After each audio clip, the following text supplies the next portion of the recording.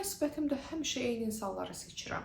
Ya da fərqli insanlar olmağına əslində diqqət edirəm, amma necəsə alınır, yenə də sanki eyni insanı seçmişəm kimi bir vəziyyət yaranır.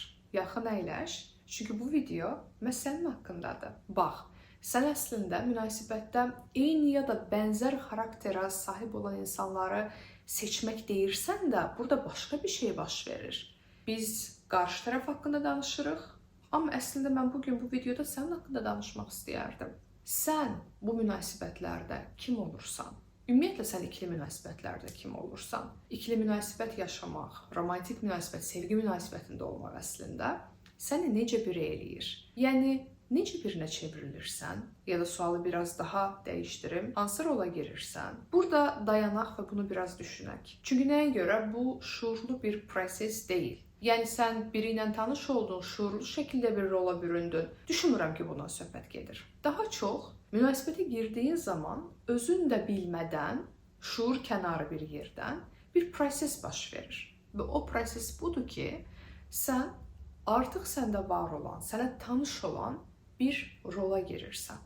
Və bunu demək olar, bütün münasibətlərində eləyirsən. Ən azından, mən bənzər insanlar seçirəm dediyin münasibətlərdə eləyirsən. Məsələn, deyək ki, sənin həmişə seçdiyin bənzər insanlar sənə diqqət eləməyən insanlardır. Bəlkə bu adam münasibətin öncəki vaxtlarında deyək ki, sənə çox diqqət eləyirdi, 3 ay keçdi və diqqət eləməyən bir insana çevrildi. Ya da bəlkə bu insan sənə hər hansı bir şəkildə çox dəyərli hiss elətdirən bir insan idi və 2 həftə keçdi və bu insan sanki heç o insan deyil. Əslində bunu deyirsən, mən münasibətdə bənzər insanları çəkirəm deyə.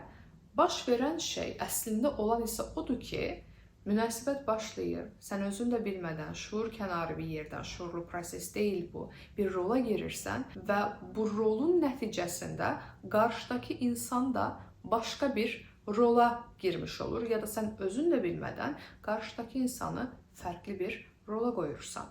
Məsələn, düşün, münasibətin əvvəlində bir insan səni çox axtarırdısa, səni çox diqqət eləyirdisə, nə oldu da axtarmamağa başladı?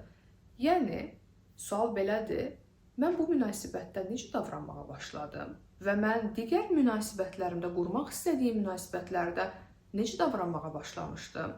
Ola bilərmi ki, o münasibətlərdə birdən-birə bilmirəm, səni tanımıram, bunu nəzərə alaq? Misallar deyirəm, sənin ağlına əminəm ki, müəyyən cavablar gəlir. Ola bilərmi ki, sən bu münasibətlərdə birdən-birə özünü geri çəkdin və sanki əlaqə yoxmuş kimi göstərdin? Məsələn, və yaxud da ola bilərmi ki, sən bu münasibətlərdə sanki bu münasibət çox tez bitəcəkmiş kimi çox tez-tez yazmağa başladın ya da bəlkə birdən-birə hər şeyi açdın, tökdün ortalığa, yəni çox tez irəlilədin.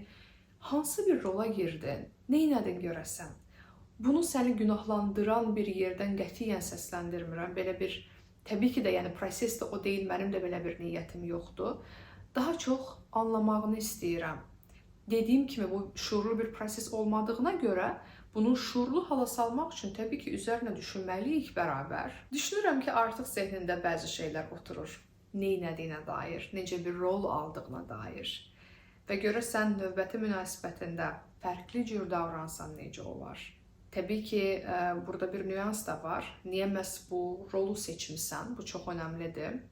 Bir də görürük ki, qarşı tərəf ana roluna girir və yaxud da münasibəti kəsən bir anda qaçan bir rola girir və yaxud da çox xidmət edən bir rola girir. Bəlkə də çox tələsdirən bir rola girir. Yəni, bir rol var orada özünü də bilmədiyin. Bunu biləndən sonra növbəti münasibətlərində bunun içinə baxa bilərsən və bənzər ya da eyni rola girmək əvəzinə, yəni ora bir baxa bilərsən, nə olur? Orada bir özümdən görüşürəm eləyə bilərsən aydınlaşdırmaq üçün. Özümdən görüşürəm yönləndirməsində həmin o rola girən yanınla görüşüb, orada nə baş verdiyini, necə bir prosesin getdiyini, niyə məhz bu rolu seçdiyini, təbii ki də özün də bilmədən, bunları anlaya bilərsən. Və bunu anladıqdan sonra əminəm ki, sənə özün kimi olmaq çox daha rahat gələcək. Bəlkə münasibətdə qarşı tərəfə xidmət eləyən bir roldaydın. Çünki özümdən görüşürəm də eləyəndə, məsələn, eləmirsən və görmürsən ki, sən düşünürsən ki, əslində özün olsan münasibət irəliləməyəcək. Bu səbəbdən özünü gizlədib başqa bir personaj qoyursan ortalığa. Məsələn, variantlardan sadəcə biridir. Bunu özümlə görüşürəm də üzərinə çalışdığın zaman və doğru inteqrasiya getdiyi zaman nə olur? Növbəti münasibətlərində artıq özünü tamamilə olmasa belə, çünki tamamilə olmağı birdən birə təbii deyil. Yavaş-yavaş, yəni məsələn özünü ortaya qoymağa başlayırsan, uzun sözün qısası, özün də bilmədən girdiyin roldan çıxa bilirsən.